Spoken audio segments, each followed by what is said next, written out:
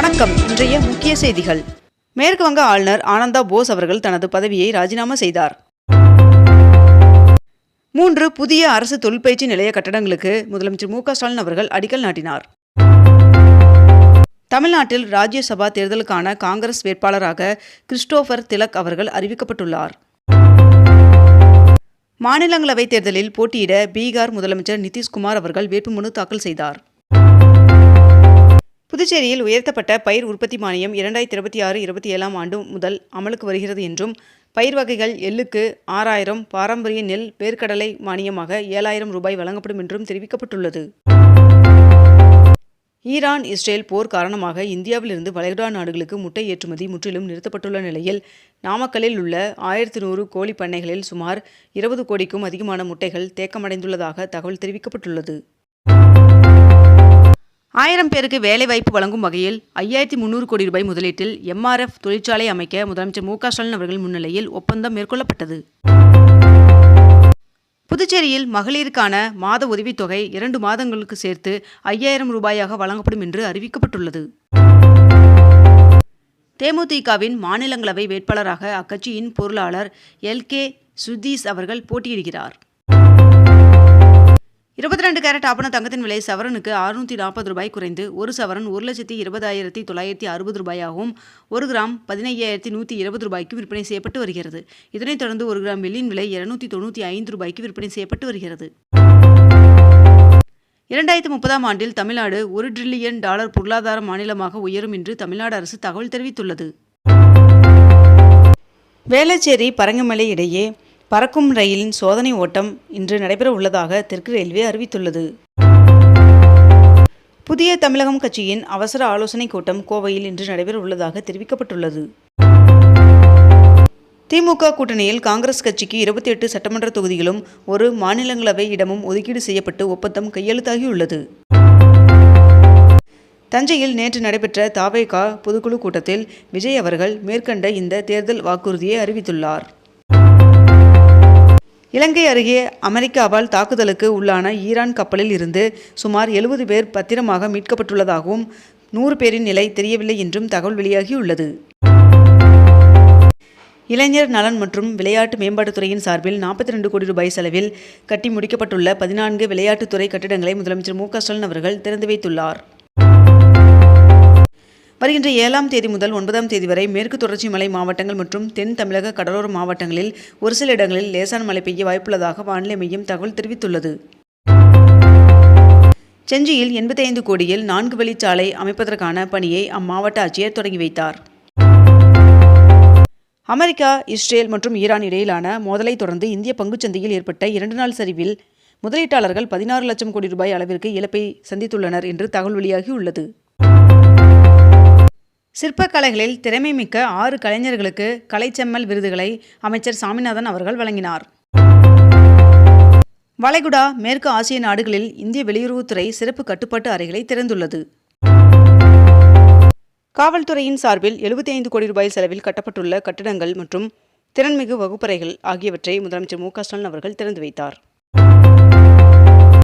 சென்னையில் 63 கோடியில் கட்டப்பட்ட கலைஞர் அரங்கத்தை முதலமைச்சர் மு க ஸ்டாலின் அவர்கள் திறந்து வைத்தார்.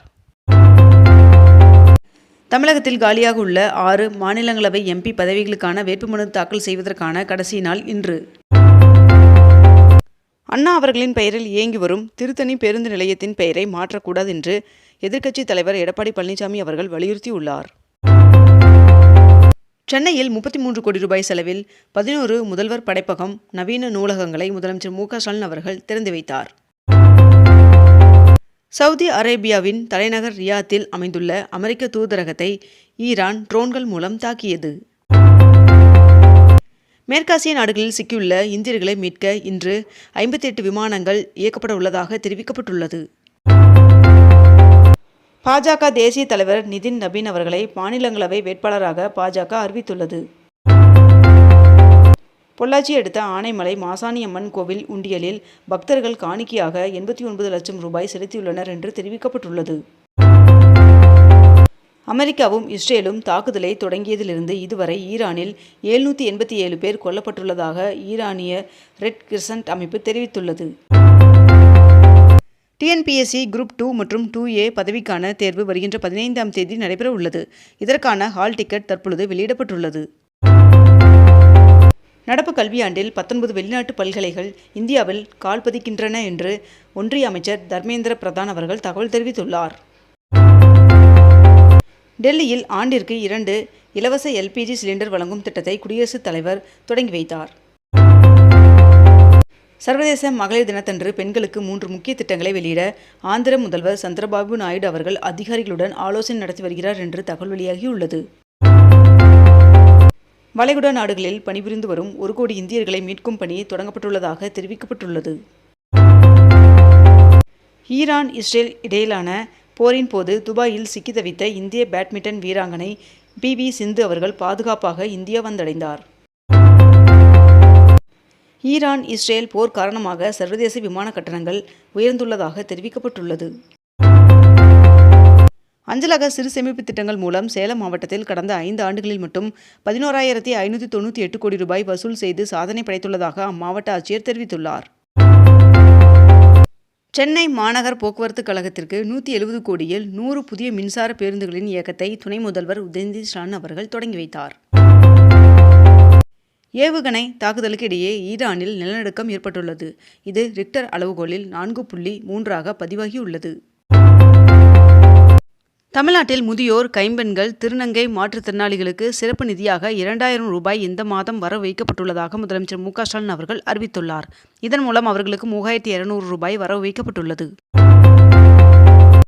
நடப்பு நிதியாண்டான 2025-26ஆம் ஆண்டிற்கான ஊழியர் வருங்கால வைப்பு நிதிக்கான PF வட்டி விகிதம் 8.25% நிர்ணயம் செய்யப்பட்டுள்ளது. புழக்கத்தில் இருந்த 98.44% 2,000 ரூபாய் நோட்டுகள் பெறப்பட்டதாக ரிசர்வ் வங்கி தெரிவித்துள்ளது.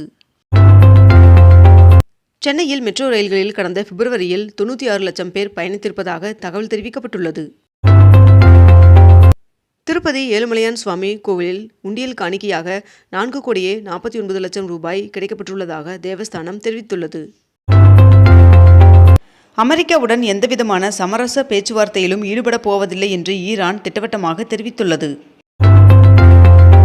ஓ. பன்னீர்செல்வம் அவர்கள் திமுகவில் இணைந்த நிலையில் தமிழகம் முழுவதும் உள்ள தன்னுடைய ஆதரவாளர்களை அக்கட்சியில் இணைக்கும் விழாவை முதலமைச்சர் மு.க. ஸ்டாலின் அவர்களின் தலைமையில் மதுரை அருகே வருகின்ற 7ஆம் தேதி பிரம்மாண்டமாக நடத்த ஏற்பாடுகள் செய்து வருவதாக தகவல் வெளியாகியுள்ளது. நாகை இலங்கை இடையிலான பயணிகள் கப்பல் சேவை வருகின்ற 6ஆம் தேதி மீண்டும் தொடங்கப்படுவதாக அறிவிக்கப்பட்டுள்ளது. இத்துடன் இன்றைய தலைப்புச் செய்திகள் நிறைவடைகின்றன. மேலும் இதுபோன்ற அண்மை தகவல்களை உடனுக்குடன் தெரிந்து கொள்ள அக்னிபூ சேனலை சப்ஸ்கிரைப் செய்து கொண்டு தொடர்ந்து இணைந்திருங்கள். நன்றி, வணக்கம்.